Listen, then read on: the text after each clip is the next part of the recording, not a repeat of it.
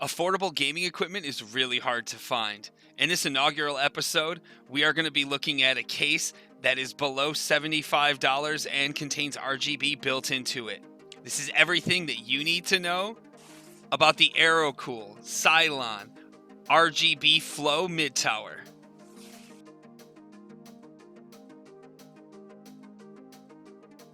So the first thing that I noticed right out of the gate is that it is very, very, very light. The front fascia has a nice two-tone matted finish to it. An RGB rail runs from the base all the way up to the top of the case.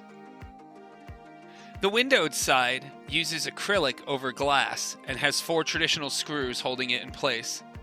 The top of this case is very unique in the fact that it has USB 2.0 and USB 3.0, the power button, the audio jack and microphone input, a reset button, an SD card and an AF card reader. One thing that you don't typically see in a $45 case is the ventilation right above the heatsink. This allows you to pull the hot air out of the case and exhaust it out the top. After all, heat rises.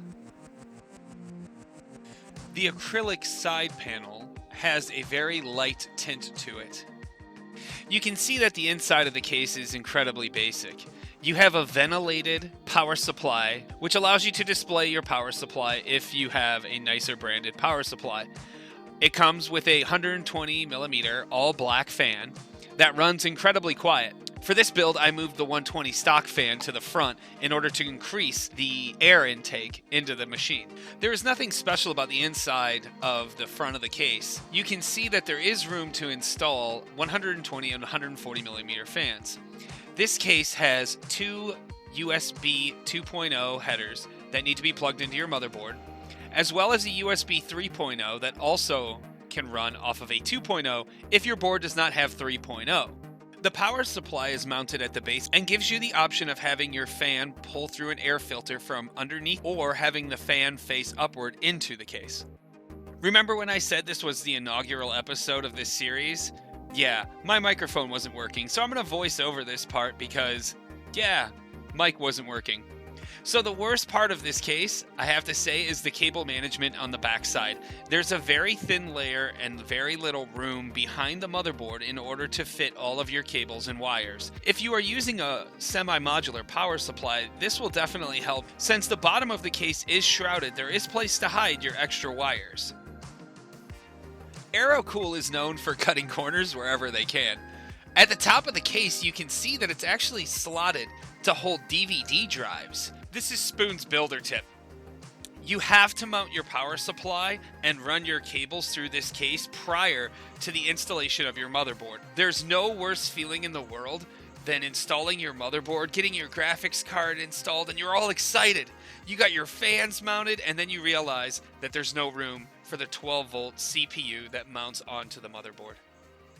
This case is no exception to that. There is not enough room to feed your 12-volt through the case on the back side with the motherboard installed. Don't make that mistake.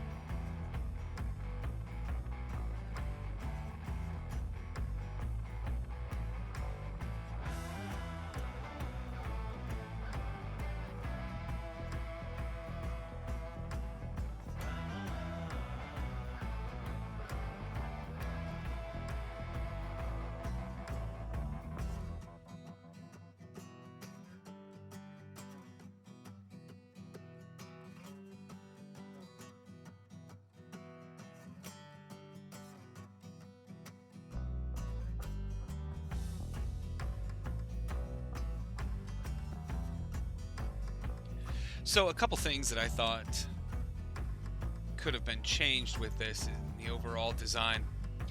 There is a thinner slot right here to run your motherboard cable. However, if you use a M-ATX or ATX board, there's not enough room to actually use it.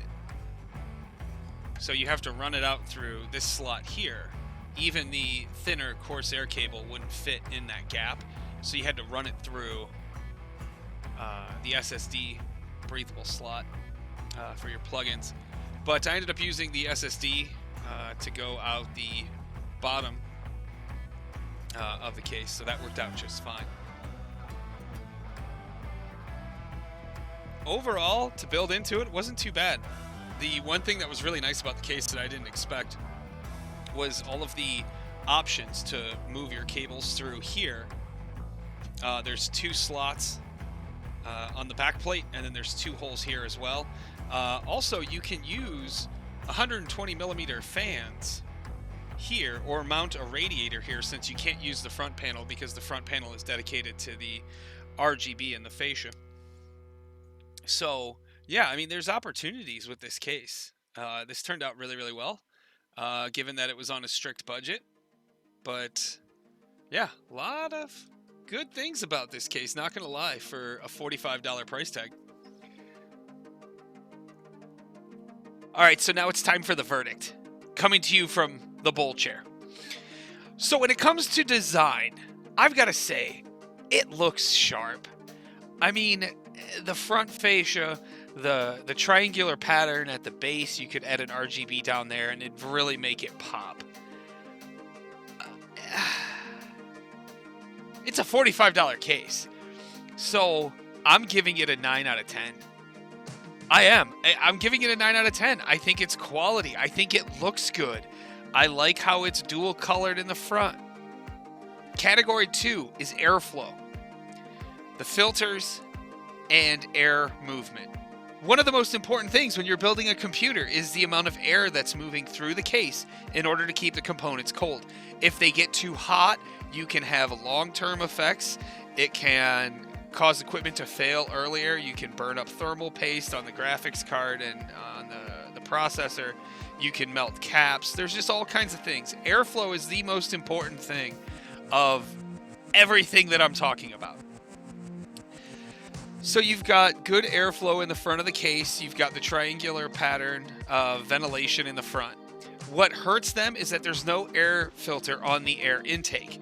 There is one on the top of the case where you're exhausting air, which I guess that keeps dust from coming in the top. I get that. However, you can mount a 120 on the top, a 140 on the top, and a 120 on the back side of the case. So you've got 2 exhaust fans right around the heatsink.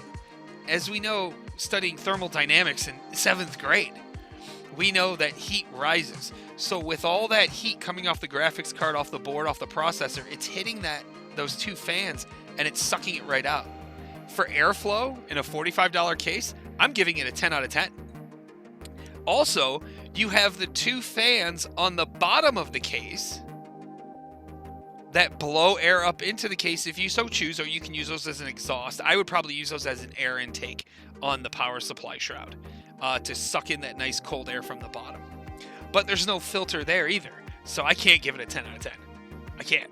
All right, scratch that. I'm giving it a 9 out of 10 for airflow because it's a quality airflow case. When it comes to storage, you got room for 2 SSDs, one behind the motherboard, one facing out into the case to display it. I don't like the way that it's displayed. 2 3.5-inch drives in the base of the case. That's just not enough. I mean, it's not enough for me. I use 7 drives. So I mean, when it comes to storage, for the average gamer, for the budget builder, 4 is low, honestly, in this day and age. But you can really get away with a SSD and then a storage drive, which is what most of the machines I build have. But the issue is, if you don't use an SSD, you've got just that dead space right in the front of the case that says SSD on it. So I don't really like that either. When it comes to storage, I'm going to give it a 6 out of 10. 6 out of 10 only. Okay, cable management was my biggest issue with this case. There's not a lot of places to secure wires. The front fascia, it's just way too many wires to not have some kind of shroud up there, or to not have them all braided together would have been nice.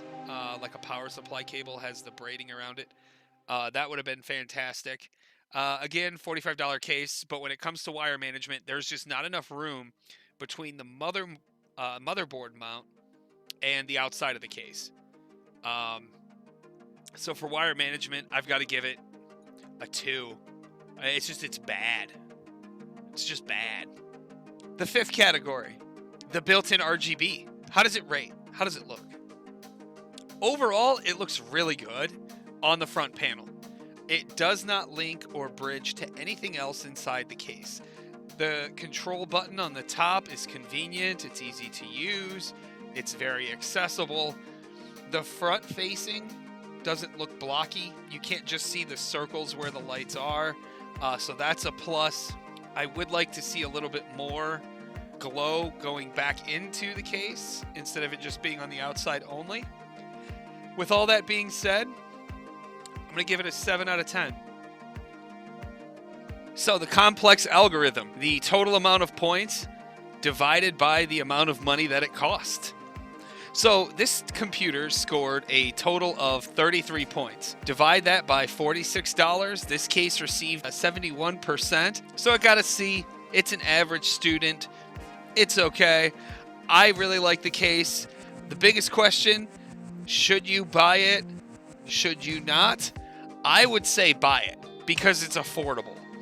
I would say buy it because it's got great airflow. I would say buy it as long as you don't have a problem with cable management and you're willing to spend a little bit more to get a semi-modular power supply. I think if that's you, this is a great case for you. It's $45. If you don't like it, you can sell it on Facebook for probably what you paid for it. Thanks for tuning in. I hope you liked the video. It took me longer to create and edit this video than it did to build the damn computer. But you know what? If it helps you guys out, that's what I'm here for. Making it easy for everybody. Again, if you guys need anything, hit me up in the comments and follow me on Facebook at Powered by Spoon. Take care of yourself out there. Don't get the corona. And wash your damn hands.